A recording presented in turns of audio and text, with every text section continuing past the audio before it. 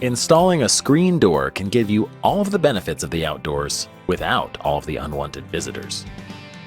Here are the materials and tools you will need: goggles, drill, shims, circular saw, pencil or marker. Screen doors come in both wood and vinyl. Wooden doors are more traditional but will require regular painting and staining for ongoing care. Vinyl doors require less maintenance over time and are very durable. Most store-bought vinyl screen doors come with hardware that allows the door to be reversible.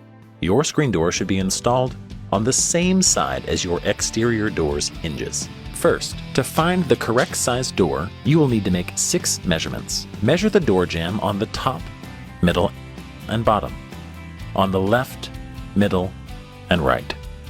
You want to make sure that you have 3/16 of an inch between your screen door and the door jamb on each side.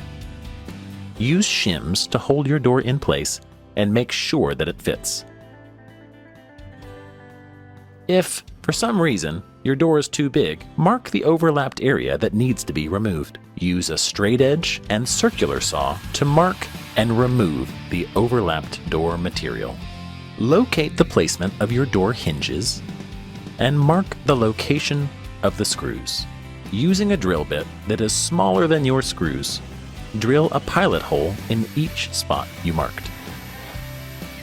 Attach your hinges using the exterior screws provided.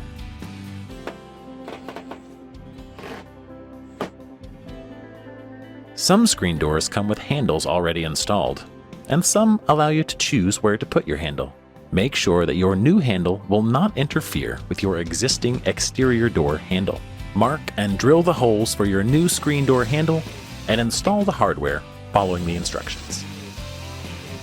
Mark the location for attaching the latch and use a small drill bit to drill pilot holes. Insert the latch mechanism and tighten by hand. Now that your screen door is properly installed, you're ready to say bye to the bugs and hello to the breeze.